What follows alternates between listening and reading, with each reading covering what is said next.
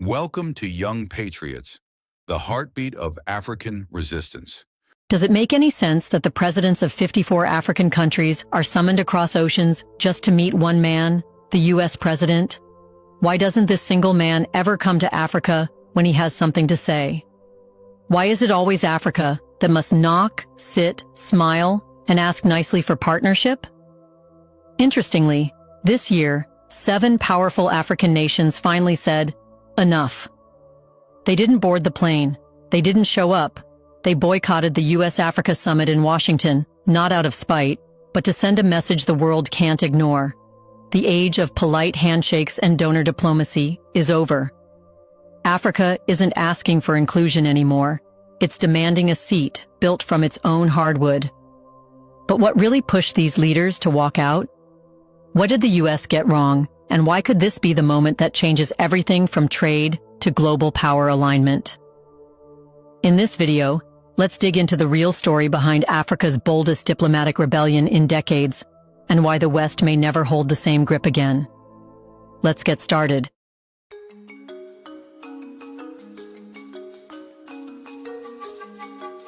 Imagine being invited to a grand banquet, only to realize you are not a guest, but part of the menu.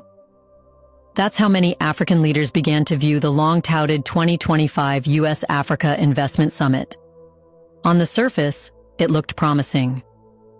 The White House issued polished statements about the so-called renewed partnerships, shared prosperity, and a $50 billion investment package.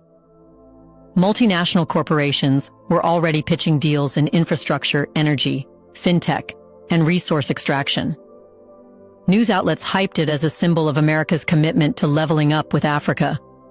But for seasoned African diplomats, it felt like déjà vu wrapped in fresh wrapping paper. Because this wasn't the first summit, it was just the latest in a long line of high-level meetings held in Western capitals where African presidents fly across oceans only to hear the same promises, shake the same hands, and walk away with the same vagueness. Time after time, pledges were made on climate, on trade, on development, and yet, African nations found themselves staring down rising debts, failing infrastructure, and unfulfilled deals. Washington, Paris, and London all looked like partners on paper, but in practice, the relationship stayed unequal. The tension had been building for years, and when the 2025 summit agenda was leaked, it became the final trigger. The schedule prioritized U.S. corporate interests, mostly panels on private equity deals, digital rollouts by American firms, and talks about lithium extraction for electric vehicles. Meanwhile, the topics that African leaders had been pushing, like fair trade terms, transparent debt relief mechanisms, and enforceable climate finance, were buried in side events, stripped of political weight. These weren't negotiations. They were sales pitches dressed as diplomacy. So the response was swift and historic. Just days before the summit, 7 of Africa's most influential nations, including Nigeria, South Africa, Kenya, Ghana, Ethiopia, Senegal, and Rwanda, dropped a diplomatic bombshell. In a coordinated move, they announced their withdrawal from the summit, stating flatly that it no longer reflected African priorities. It was, in their words, a donor-recipient masquerade pretending to be mutual cooperation. This was no angry tantrum. It was a calculated refusal. These leaders weren't asking for more seats at the table. They were questioning who even built the table and why African nations were always expected to play along without setting the rules. However, to understand the boycott is to understand the depth of what African nations have been asking for, not in the language of protest, but in the structure of global justice. The walkout wasn't about rejecting the partnership. It was about demanding one that was finally real. Top of the list is climate justice. For years, African countries have been on the front line of climate disaster, like cyclones, rising seas, droughts, and crop failures, despite contributing the least to global carbon emissions.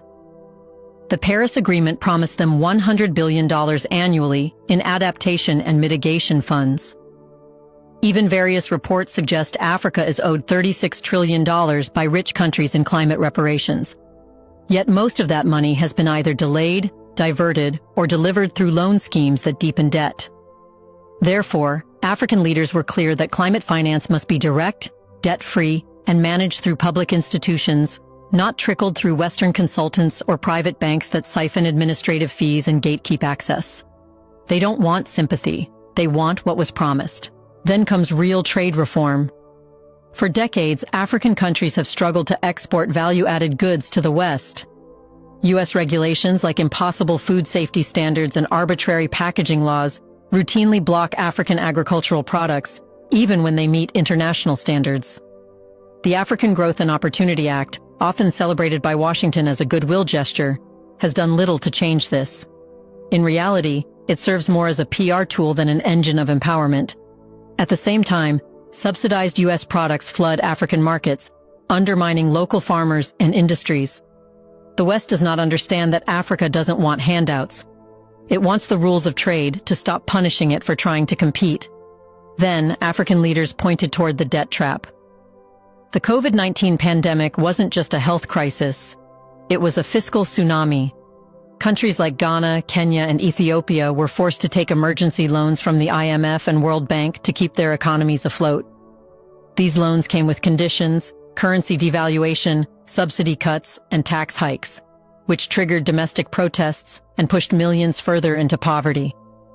Now, as these debts mature, interest payments are eating up 30% to 40% of national budgets. And yes, rescheduling isn't enough. African nations are demanding cancellation, especially for loans taken out under global emergencies. They argue that no nation should be forced to choose between paying teachers and paying interest to global lenders. Before we continue further, tell us, are you enjoying the video? If yes, please like and share the video and subscribe to our channel to watch more videos on Black Africa. Let's continue now. Apart from this, Africa is asking for a shift in investment logic. The U.S. wants to fund American call centers in Nairobi and American retail chains in Accra. But African leaders are asking, where is the investment in universities? Where are the labs, the research centers, the AI incubators? Why is the West funding consumption while China is funding railways, ports, and power plants? You see, Africa is not rejecting foreign capital. It is rejecting capital that only enriches foreign investors while leaving African economies structurally dependent. This is the core of the boycott. Not rage, not rebellion, but a serious demand to restructure the relationship, to make it less about charity and more about fairness, less about symbolism and more about substance. And the message is clear. If the U.S. won't adapt, Africa will look elsewhere. Because a new generation of leaders and a new generation of voters are no longer satisfied with the role of the grateful guest. They are rewriting the new order. They are drawing new maps. And this time, they are starting from a position of strength, which is creating a nightmare for the West. You see, Washington had built a shiny stage. It lit the lights, sent the invites, and waited for applause. But when Africa didn't show up, the White House was left blinking in the spotlight. And the response was classic Beltway damage control. Within hours of the boycott, the State Department issued a carefully worded statement expressing regret over the withdrawals, while behind closed doors, senior officials scrambled to rewrite the agenda. Suddenly, there was talk of a $10 billion climate adaptation bridge fund. Debt pilot programs were floated. AGOA updates were hinted at. But African leaders had seen this movie before. They knew the propaganda. It starts with lofty promises, then fades into polite ambiguity. There are always side meetings, working groups, technical consultations, and then silence. Until now, they had played along. This time they didn't.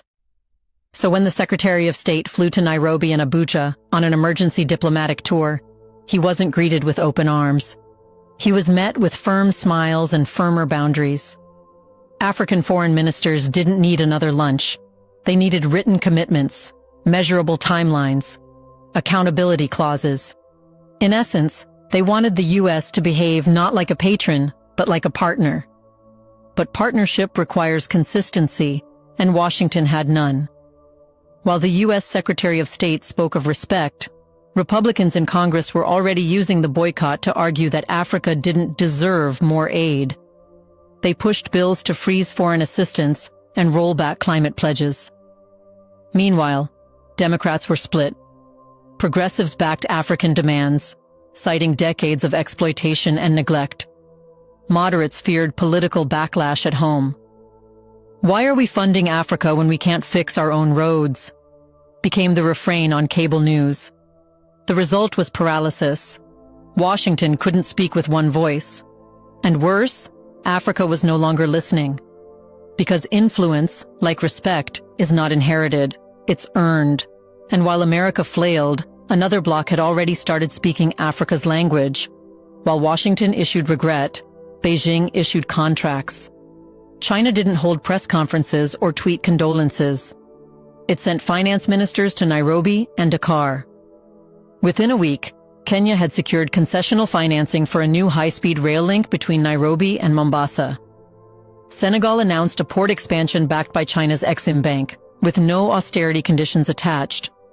Meanwhile, Brazil, through the BRICS Plus channel, pledged to support African nations' call for multilateral debt relief at the next G20 and IMF meetings. India launched new partnerships in artificial intelligence, biotechnology, and digital health with startups in Rwanda and Uganda. And Russia? It began renegotiating grain export routes with Sudan and Ethiopia, offering discounts in exchange for long-term commodity agreements. These weren't grand speeches. They were actionable deals, something the U.S. had consistently failed to deliver. And Africa noticed. Because at the end of the day, partnership is not about how many times you say, "we care." It's about what you actually bring to the table. While the U.S. brought panels and plans, BRICS Plus brought power grids, payment systems, and port infrastructure. While Washington bickered over climate adaptation pledges, China installed solar farms in Malawi. While Congress debated whether Africa was worth it, BRICS nations were already signing MOUs in Addis Ababa. And that's where Africa made its next move.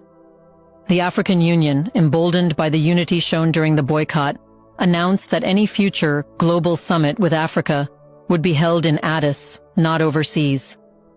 A new model agreement was proposed, outlining the baseline for foreign engagement with the continent. It would include climate justice as a legal right, trade equity as a condition, and debt restructuring as a prerequisite. No more handshake summits, no more donor masquerades, no more begging for seats at tables never meant to be shared. The message was unmistakable. If you want to work with Africa, come to Africa. And more importantly, respect its terms. This wasn't about choosing China over America or BRICS over the West. It was about ending the era where Africa had to choose it all. Because in 2025, the continent wasn't asking for inclusion. It was declaring agency. And while Washington clutched its old order, Africa was already writing its own. Do you think Africa made the right move by boycotting the U.S. summit? Is the U.S. losing global influence because it refuses to treat African nations as equals? In the comment section below, share your thoughts on whether China or BRICS Plus offers a better deal for Africa than the United States. Thank you for standing with us, for standing with the truth, and for standing with President Ibrahim Traoré. In these trying times, your voice is powerful. Don't just watch. Be part of the movement. Subscribe to stay updated. Share to awaken others and head to the comment section. Tell us how you feel, what you believe, and what Africa means to you. Together we are louder. Together we are stronger. This is Young Patriots TV and you are the heartbeat of the mission. Thank you.